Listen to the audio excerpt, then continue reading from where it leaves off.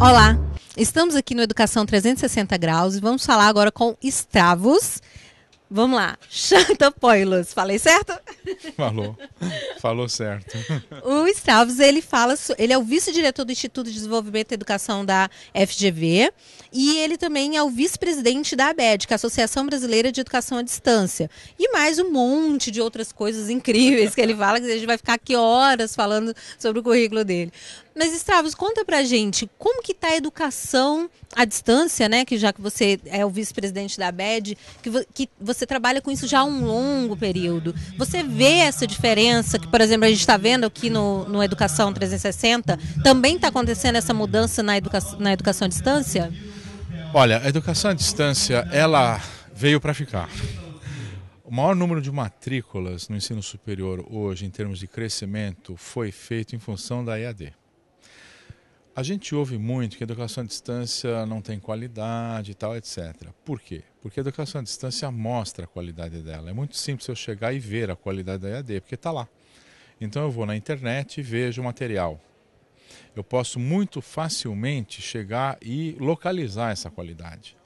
E é muito mais regulamentada que a presencial. O que eu posso te afirmar é que, em momento algum, a educação à distância tem menos qualidade que o presencial. Com certeza. Aliás, é muito mais difícil você estudar na modalidade à distância do que no presencial.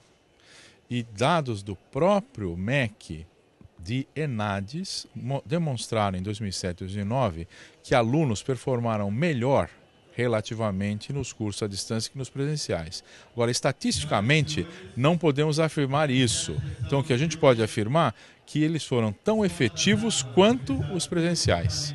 Agora, fazendo uma brincadeira, eu ouço muito as pessoas dizerem: não, tem empresa que discrimina o candidato que fez formação à distância. Isso, gente, é um absurdo enorme, porque o que eu estou dizendo é o seguinte: para você que é recrutador, que trabalha na RH e tem esse dogma ou tem esse medo, você recebe uma pessoa para entrevistar e pergunta para ele quanto que é 2 mais 2 e ele responde 4. Você fala: parabéns, você acertou a resposta.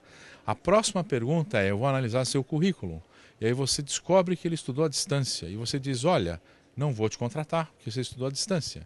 Então, o 4 que ele te respondeu não vale pelo meio que ele aprendeu aquilo. Então, o que você está dizendo na realidade é que a forma pela qual a pessoa aprendeu não é válida. Isso é um absurdo. Com toda certeza, né? E tem mais, né, Stravos?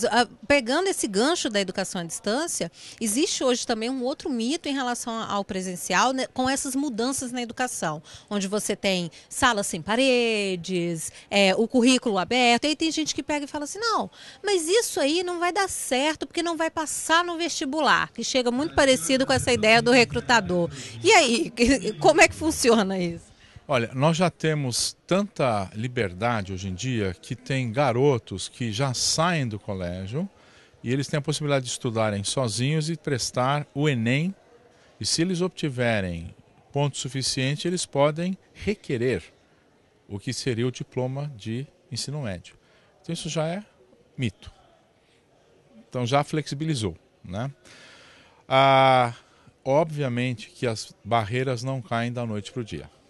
O que a gente tem que entender é que a vida cotidiana nossa hoje está associada a um ciberespaço que nos une de comunicação. Vocês são dessa área, não é isso? Nós estamos falando para um sítio, um site da web, não é? Que nos une, que permite redes entre pessoas no dia a dia nosso pessoal, no nosso dia a dia como profissionais. Se a gente negar isso na educação, a gente vai perder as oportunidades que isso traz para a gente melhorar a vida de milhões de pessoas. Então, essa variável tem que ser considerada em tudo que nós fazemos.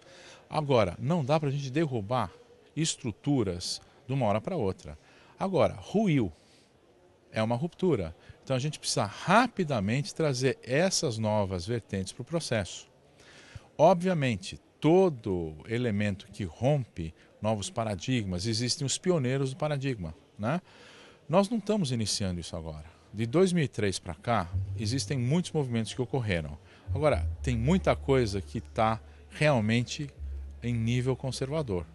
Quando você fala novos métodos, o que o pessoal fala de flip the classroom, né, que é virar a sala de aula ao avesso e tal, olha, esse tipo de ensino já ocorria até na época que eu estudei meu início de graduação no exterior. Porque eu tinha tudo mastigadinho no colegial, e meu primeiro ano de engenharia, que eu fiz fora, a minha primeira aula foi assim, foi uma aula magna, realmente, né? Que foi uma palestra, não foi nem aula. Entrou um professor e falou, eu quero que para a semana que vem vocês aprendam sobre isso, isso e isso, e deu o nome da lista de N livros, IPT Saudações. Se isso não for sala de aula invertida, o que que é? Porque a partir daí eu tive que me virar, eu não sabia nem abrir livro, porque a gente tinha tudo mastigadinho. Então, isso não deixa de ser uma sala invertida em 1970, não vou falar quando, né? Porque aí fica chato, mas muda esse contexto. Então, nós não vamos negar, o que a gente tem que saber é o seguinte, o presencial não vai deixar de existir, porque a troca entre o ser humano presencial é a mais rica possível. A gente precisa saber que existe do presencial ao e-learning puro, e a gente precisa mesclar esses elementos para que a gente crie modelos sustentáveis e efetivos para atingir os objetivos de aprendizagem para os públicos que a gente precisa atingir. Ter acesso, segmentação e fazer com que isso funcione. Aos poucos a gente vai chegar lá, com certeza. É isso aí, gente. O EAD, como ele disse, chegou para ficar. Muito obrigada. Tem uma última coisa que é interessante. Eu tenho um amigo pesquisador da Universidade da Catalunha, de Barcelona, que diz: os alunos hoje, principalmente da graduação, preferem aulas virtuais e festas presenciais. Então gravem bem isso. Muito bom. Obrigada, Estrada. Ok. Estudem, não parem de estudar.